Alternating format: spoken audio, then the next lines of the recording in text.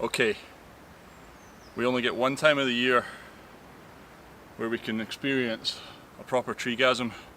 Now, this tree, the silver birch, its roots are absolutely full of sap, ready to burst. And all we're going to do is we're going to make a little hole, and that's going to enable it to tree sapulate. And we'll collect that sap, and it's called tapping a birch tree.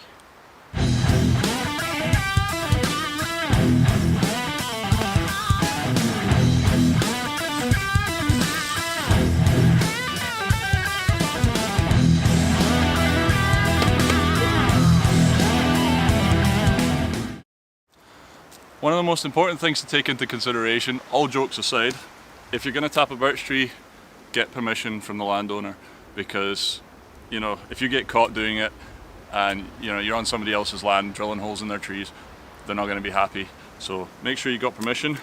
I do. So yeah, there, yeah, serious on Swamp Valley. Not often happens. But anyway, right. Okay, so the first thing you got to do is be able to identify a birch tree. So, easy to recognize. They've got grain going across the way. They're silver. They've usually got lichen and stuff growing all over them. And one of the best ways to recognize them this time of year is to actually look at the branches, because it means you can see them from far away. And you know, you just look at the treetops, and if you look around, sorry about the noise of the airplane, but yeah, like there's beech tree. It's got, or maybe that's a hazel actually, but it's got straight branches. See, they all kind of just, they go off, and you know, they're not really going any which direction. Whereas if we go up to the silver birch tree above us, you can see all the branches are all like, every time they separate they go off at random angles, and they get very, very thin, and quite often they'll have little balls which kind of look like birds' nests, but like, you know, thin patchy birds' nests, and you can look out for that too. But this is your silver birch. It is one of the most useful trees in bushcraft. Right, so you need quite a few things to tap a birch tree. You can do it a couple of different ways. You need some kind of tap, and you can make them out in the woods. There's a Ray Mears video that really shows it nicely, where you basically get a stick, you taper down the end, and you carve with a crook knife. You just carve like a channel down. You just make sure it's like a curvy stick, and then the sap runs down the channel and drips off. But I do this every year, and I've made this little device, which I would really recommend. I think it works a lot better. You get more sap out of it, less spillage, and your pot's, you know, held in there stronger. So all it is basically, it's a piece of olive wood, but you can use any kind of wood that's non-toxic, and you just drill a hole through it. You can see there. Hello. But yeah, you drill a hole through it, and then I've shaped it kind of like that, just so that when it's in there, it holds my pot nicely. And the idea is, because it's a round piece, when I drill a hole, it forms like an airtight seal, and it's less wobbly, whereas if you just carve like a U-shaped one, then it tends to, you know, you have to drill a deeper, bigger hole in the tree, which is more damaging, and it also tends to fall out a lot easier. So this method works for me. I've tried both. I prefer this. That's what I'm going to do today. Right, so when you're ready to drill your hole, you've got your tap ready, you've got your pot. You want to always drill on the side of the tree that faces the sun. So usually that's the sort of south side. And the reason that is because more sap flows up that side of the tree, because it's the warmer side. And I've managed to find a nice tree here, you know, the sun's facing it, and it's got a curve here, and that doesn't really help the sap flow any better. It just means that when I hammer my tap in here, the pot has got more space to hang, so it's going to hang flatter and work better. So that's where I'm going to drill. I just do a little test first with my, well, I'm just going to use my penknife just to see if this tree is ready to be tapped, because if sap doesn't pour out when you jab a knife in, there's no point in drilling a hole, because you won't get a good harvest off it. So here's where I'm going to tap.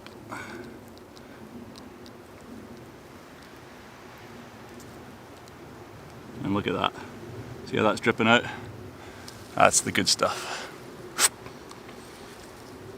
Okay, now something I've never actually tried before it's good to get an auger, but I'm going to try and drill this hole just with my knife, just to see if it can be done. I'm being very careful to try and cut a clean, neat hole through the bark, because that's the bit that we're going to be plugging afterwards.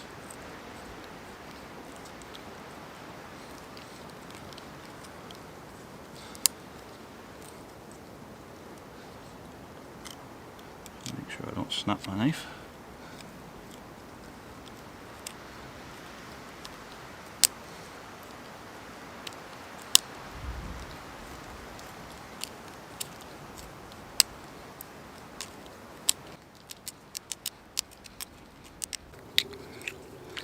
Okay,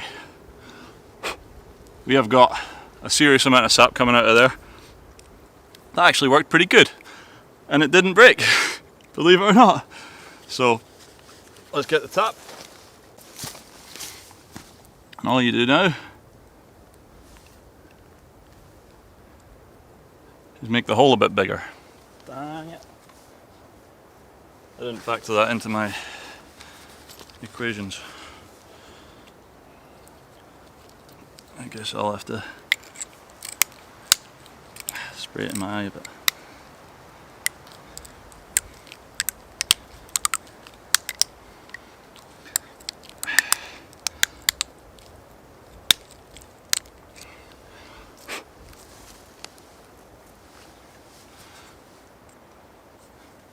There we go. And all you do is give it a little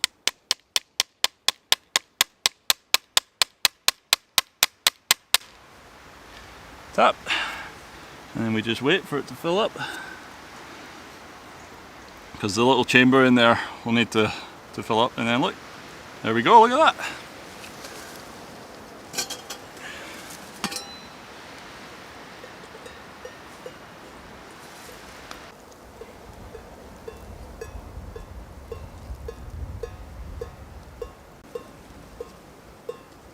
Okay, while that's happening, we are gonna try and get this fire with friction going. And something that you can do, just to stop any leaves or anything blowing in, just because it's a slightly windy day, just put a little bandana over there. You can tie a bit of string around it, but I find it tends to just sort itself out. And that just stops any leaves or anything, you know, bits of bark falling off the tree or whatever. Yeah, make sure it's a clean bandana though. Not the one that's on your noggin, otherwise it'll affect the flavour.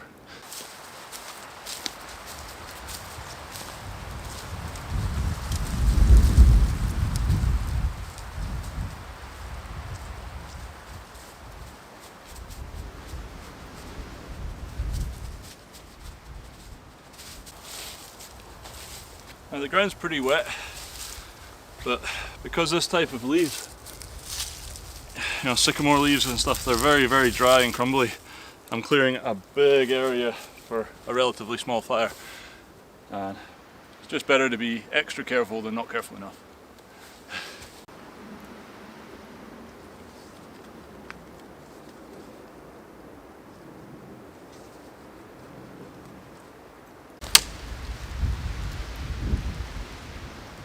Usually if you put it to your bottom lip, you can feel the moisture, or you can feel if it's dry. I think it'll be good. Let's give it a go anyway. I'm not a master at the Bowdrill, but I have been getting better. Through the winter I was practicing, and well, I'm going to test to see if all this practicing's paid off.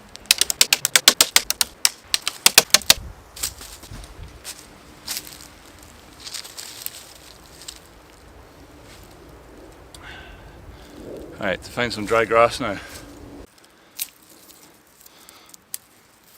Oh, it's nice and dry, but this might take a while. Anyway, you get the idea. You collect grass. Alright, so I was looking at that beech tree, and I cut up one of the thicker branches, and it seemed damp underneath, and because it was lying on its side, I don't know, I just had doubts about it being dry enough. So pine, I love pine. It's brilliant for lighting fires. Keeps really dry, because it's very resinous wood, it tends to not absorb as much water. So this piece fallen, snapped off at the top, and a nice little straight bit here. I'm going to cut it down, see how that works.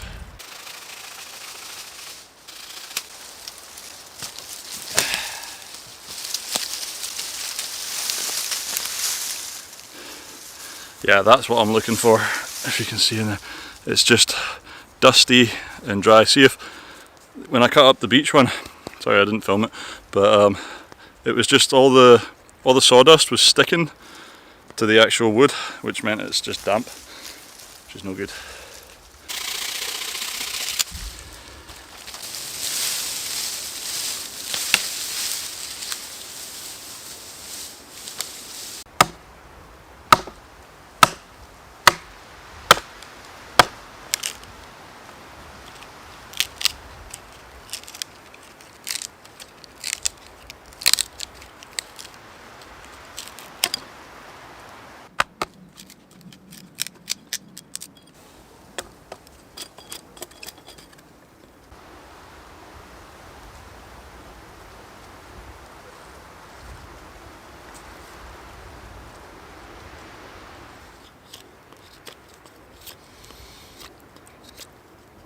Okay, so when you're making your drill, you kind of want to make it roughly the thickness of your thumb, maybe a little bit thinner, depends on how thick your thumb is, and kind of the length of, like, you know, from your thumb to your fingertip.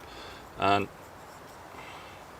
well, I tend to make it a little bit longer because you never know how long you're going to be at it for, and you might well find it wears down. Well, it does always wear down, but yeah, you never want to be having to make a new drill once you've already been using the same one for a couple of attempts, because, well, especially if you're new to it like me, you don't always get it right first time, but here's hoping this time I do. Right, so that's drill done, hearthboard pretty much done. Just need to flatten off the bit I'm going to actually step on. Okay, so for my bearing block, I just chopped another little bit off that beech that I got for the bow, and all I'm going to do is very carefully make a small dent in here, but you got to be very careful you don't slip and cut your fingers.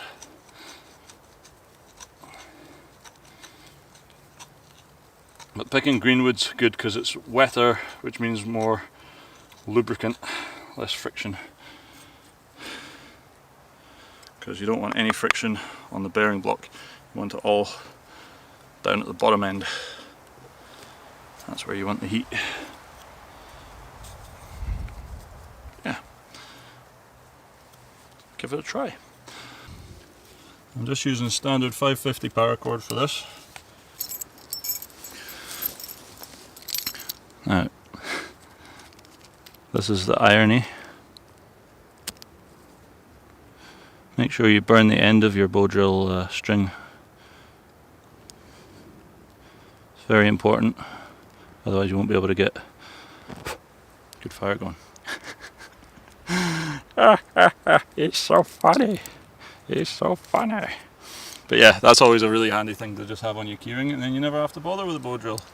But if I lose my keys, I still want to be able to do this. Okay, so my bow, I've just cut a little notch in the top, little notch in the bottom, to work out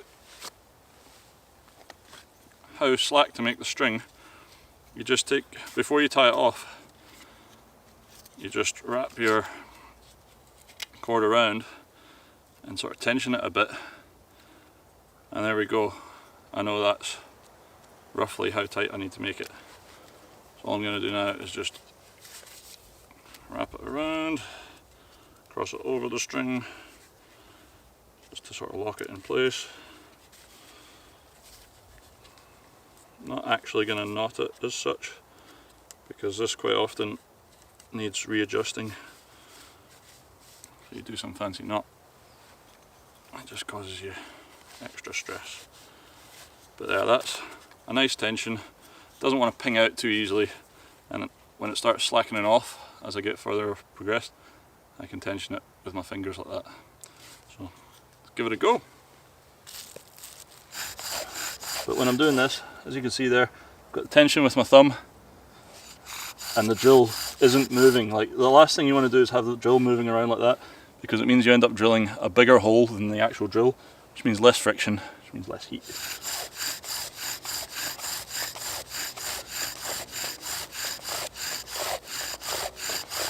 As you can see, I'm not going super fast, not putting in loads of effort, pacing myself,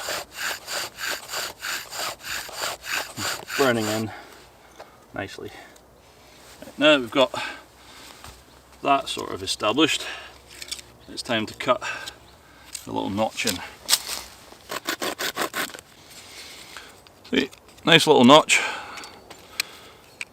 and again, not too wide, because if it's too wide, what tends to happen is your drill will slip out that way, and that's like the worst thing.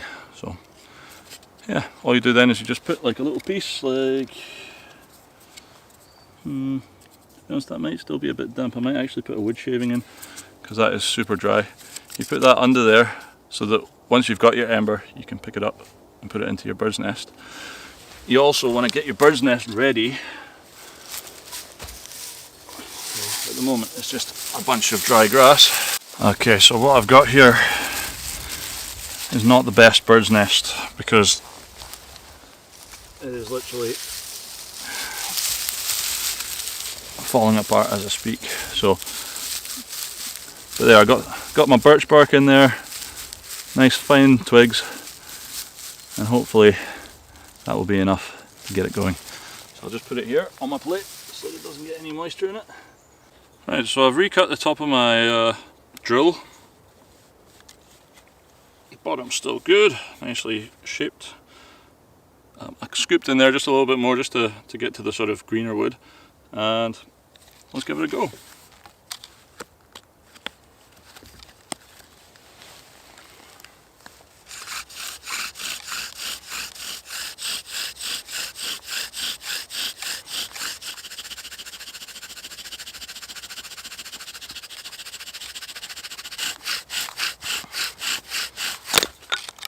Oops, my bad.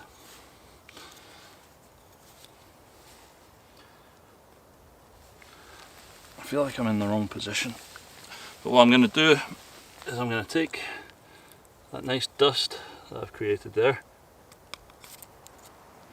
I'm going to put that in my bird's nest, because that will help. Okay, let's give that a go second time. Oh, I can see a problem. Okay.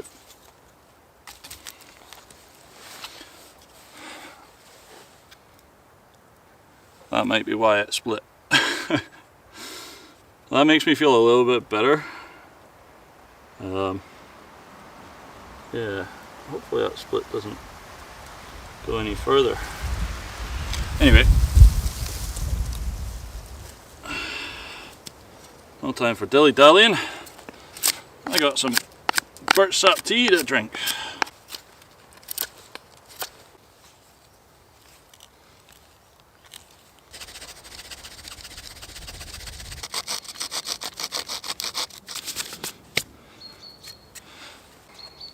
That is what we're going for.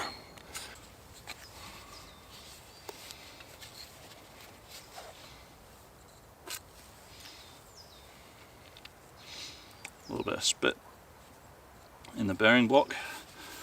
That just stops it from overheating quite as quickly. Oh, flexibility fail.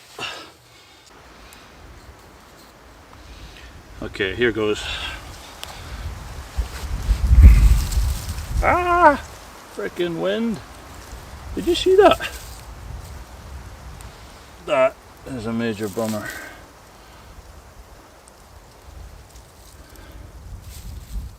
Just gonna put that there for now.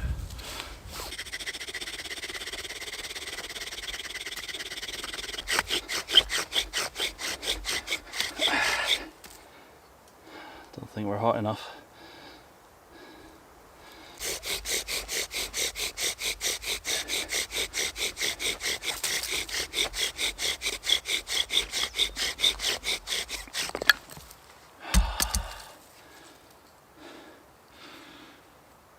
Don't think it's worked.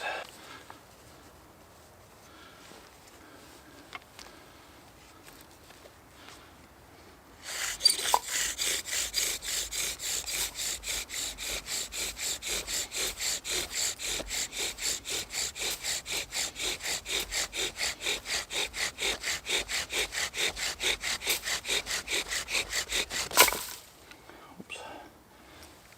Fuck, I sent my bird's nest flying.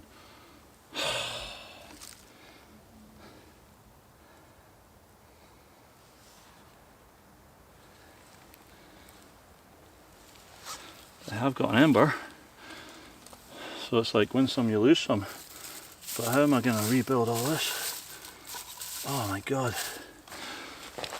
Okay, this has gone from disaster to joke show, but anyway, you know me.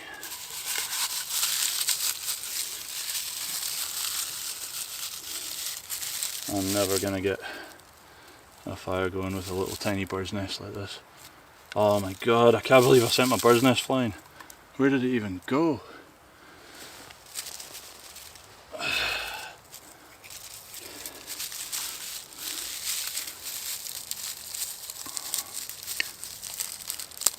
Okay, this is, if this works, it is going to be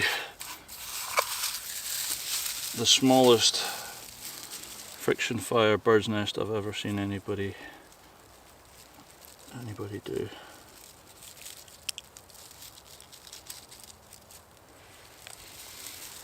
Here goes.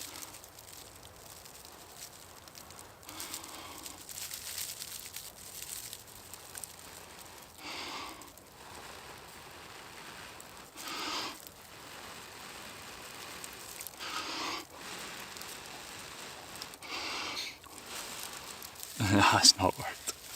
I need to go get more grass. Ah! Frustration! Right, next time put your bird's nest further away. Top tip, folks. Okay, I am back. Just collected another bunch of grass. I'm going to keep this existing bunch. I'm going to wrap it around. At least now I've got something to hold. This is a better shape. So I'm going to make sure I don't hit it this time. Honestly.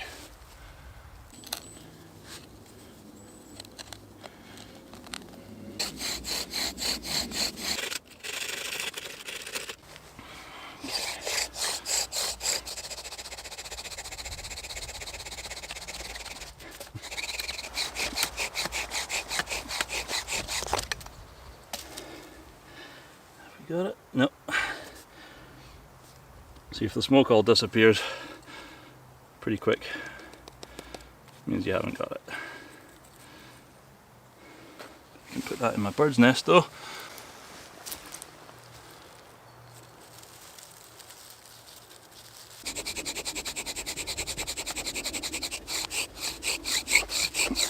Ah, dang. Pined out. But have we got it? No. No, we haven't. You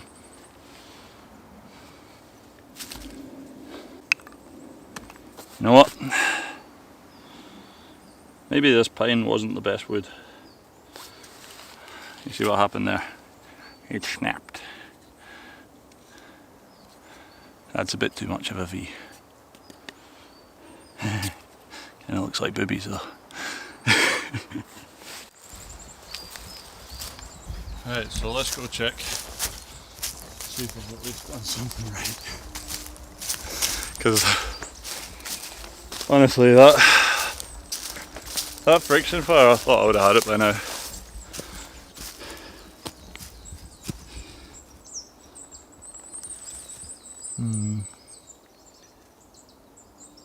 Well, it doesn't seem to be dripping anymore, which is slightly concerning. It is now 4 in the afternoon. Okay, we got some. We got some. I have a feeling maybe drilling a slightly deeper hole might give a better harvest, or it might just be the fact that the sun's went away.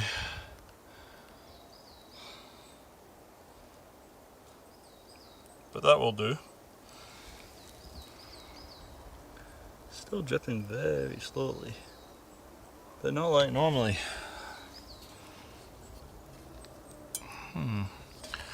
But to be honest, that's enough for a cup of tea. I just need a fire. Well folks, I don't know what's happened with this birch tree, but it's basically stopped leaking, which is bizarre. I just did a little check there, and it would appear it's just stopped pumping. Whoa! That was a close one. So I nearly kicked that over. That would have been absolutely tragic. Look. There's a hole.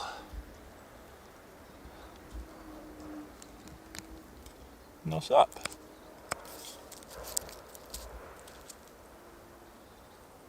Interesting.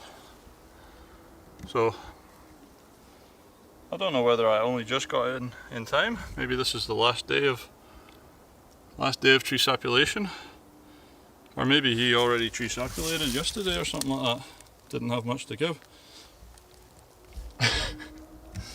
But anyway, I've got enough. That's plenty for a cup of coffee, or sorry, a cup of pine needle tea. So I don't mind. Next thing, sorry, is to plug that hole, because we can't just leave it like that. Even though it's not leaking, like that's bone dry. Bizarre. But anyway, even though it's not leaking, we still need to plug it.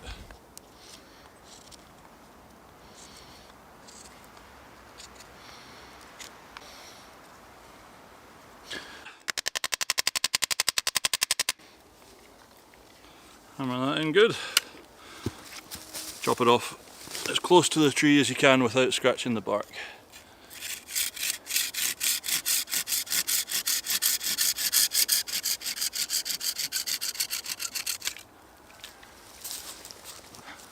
There we go. And that is nice and neat. Nobody will ever know that that's been tapped. The bark will grow over it nicely. Yeah. Very important that you do that at the end. It's that's just a nice thing to do, really. Kind of like tidying up your fire pits.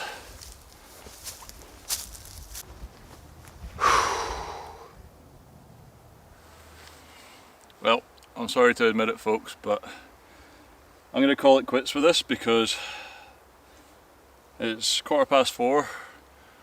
I've still got to cook up a steak and, you know, have my pine needle tea and all that, and I don't actually have any lights or anything for filming in the dark, so I thought rather than messing about with this, it gets a bit monotonous. I'm going to come back to it, I'm going to get it right, but for now I'm just going to get a fire going because, well, it's taking up too much time, and yeah, daylight is running out, even though it's summer and we got loads of daylight now, which is cool. But yeah, I'm going to come back to this. Sorry, I did try, and if it was a survival situation I would keep trying and I would get it right because I am quite close, but you know, I'm just going to enjoy myself because that's also an important part of coming out to the woods. Of course, I guess my EDC thing is I got my little Olight 3E EOS, which is super bright little torch for the size.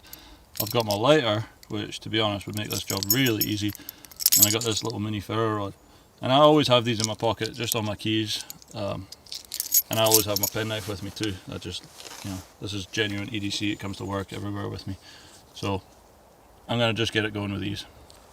Should be a doddle with all this fire prep. Well, what I've done with this is I got it on the belt sander, and I've actually got a sharp 90-degree spine on the screwdriver bit, which it doesn't come with, but it just means that I can do that. I found the screwdriver was a lot easier to make sparks with because it's not a knife. Like the saw comes with a 90-degree spine on it, which you can scrape a ferro rod with, but if you put your thumb on it, you get a saw in your thumb, which isn't so good, whereas this you can push down quite firmly on, and whoosh. Okay, let's see if we have any better luck with this.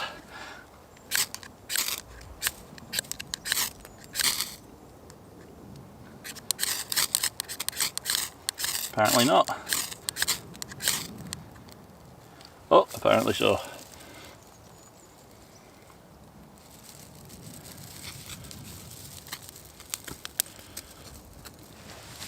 Birch bark on the go.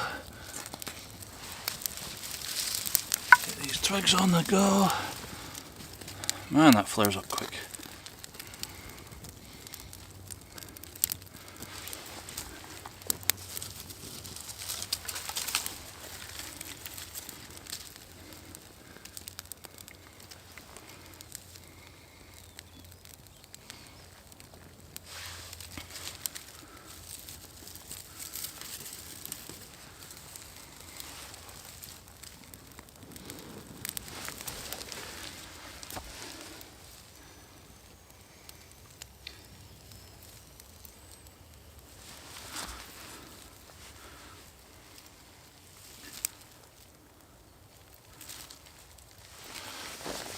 A few more bits of birch bark. I collected quite a lot of this because I wasn't sure how it was going to go.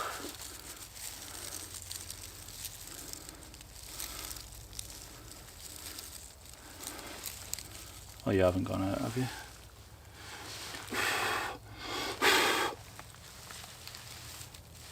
Bloody well has. You know what, it is not my day.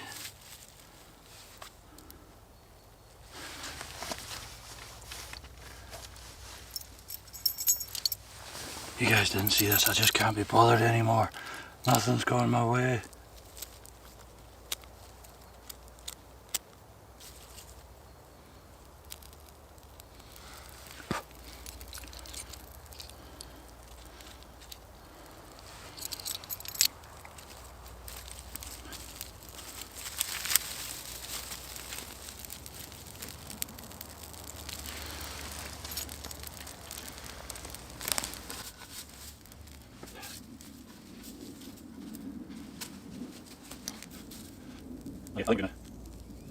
I think let's burn the stick that caused the hassle.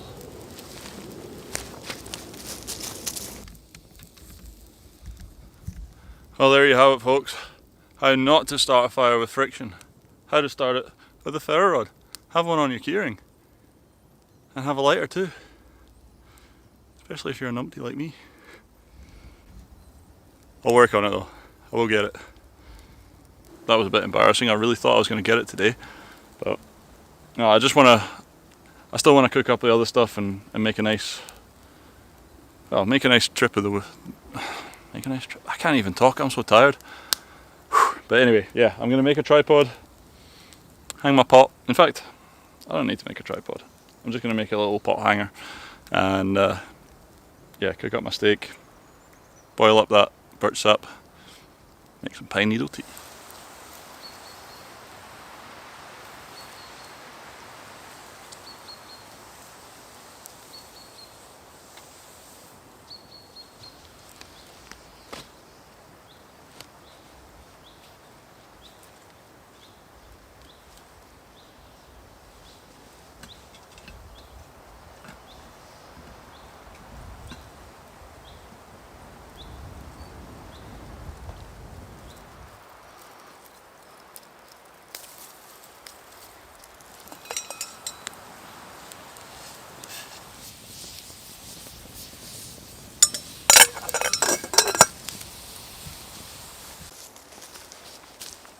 Found a nice rock for my steak.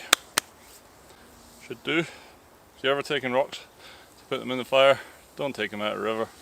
They'll be full of water. And oh, if they're full of water, they explode. I'm not saying that these ones definitely won't explode. I'm quite good at exploding rocks from all places, but usually they tend to just pop rather than go on explode and kill you. Okay, I'll put that there to start warming up. And notice I put it on the far side of the fire, away from where I'm sitting, so if it did explode, the pot would hopefully, you know, catch a bit of that, and it increases my chances of being slightly safe.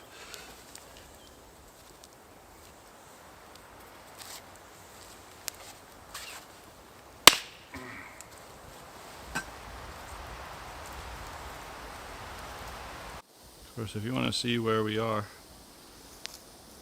it's a beautiful woodland. Nice mixed woodland, and we got pine tree behind us. Of course, if you keep coming around, you find me. Hi.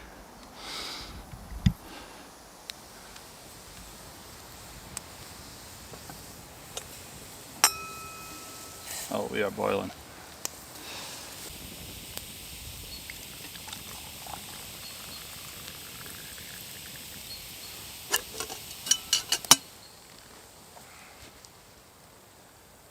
Cheers, folks.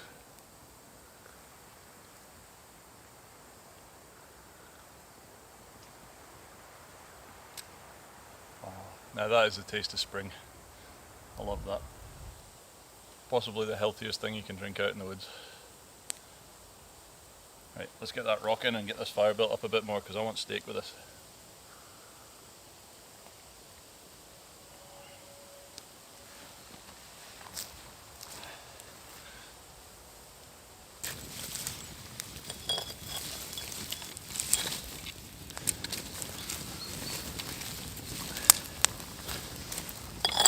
Not sure if it's getting hot enough where I had it.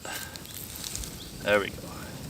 That's going to get it hot enough. And again, like I say, you know, it might blow up at random times, but for the most part, I've got the rock on that side, wood on this side, and I'm sitting here. So if it did explode, I've got all that wood in the way, which gives you a better protection.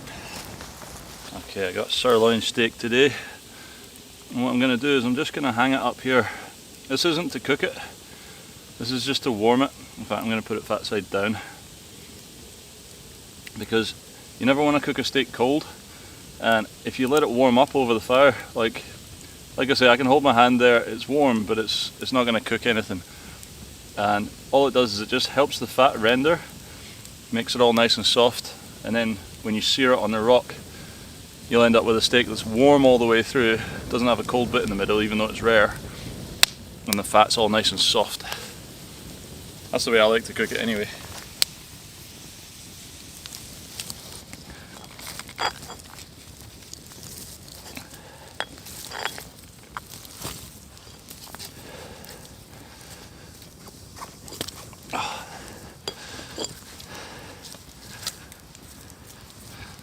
Okay, there we go.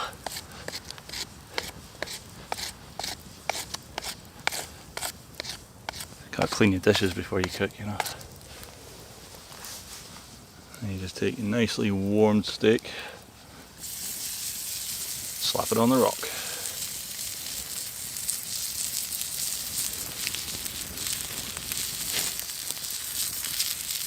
So that's hot, oh my goodness.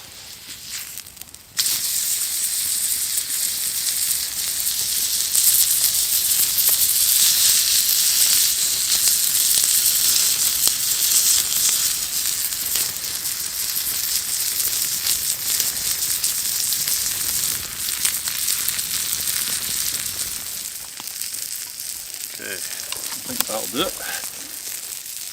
Quick hands. Oof.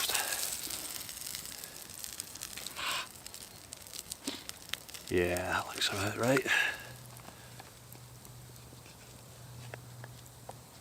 Oh, that's how I like a steak.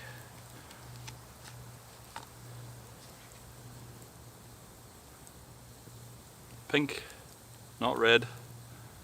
Super juicy. In fact, can you even see that?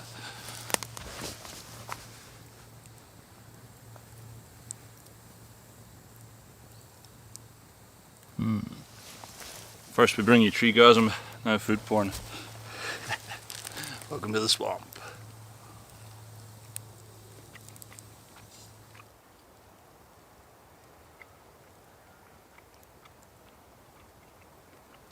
See, this is how I wanted to cook the steak for the Show Us Your Steak challenge. But the problem was, the blooming rock exploded, didn't it? So I ended up cooking it in a frying pan. Nothing ever really goes to plan on this channel, but you know, we still have fun.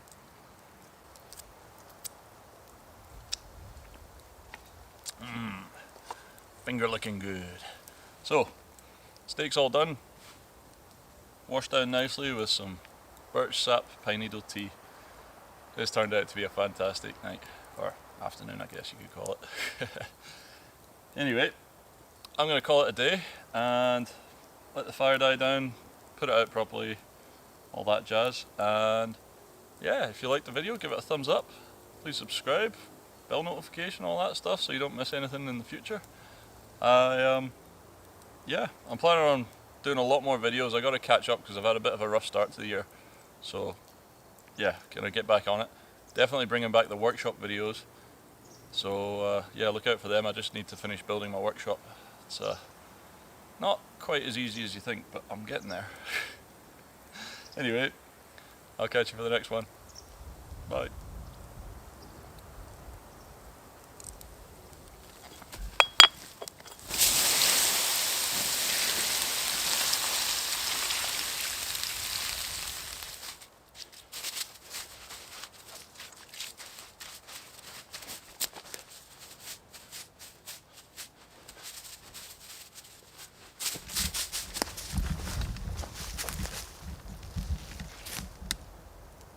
Leave nothing but footprints, folks.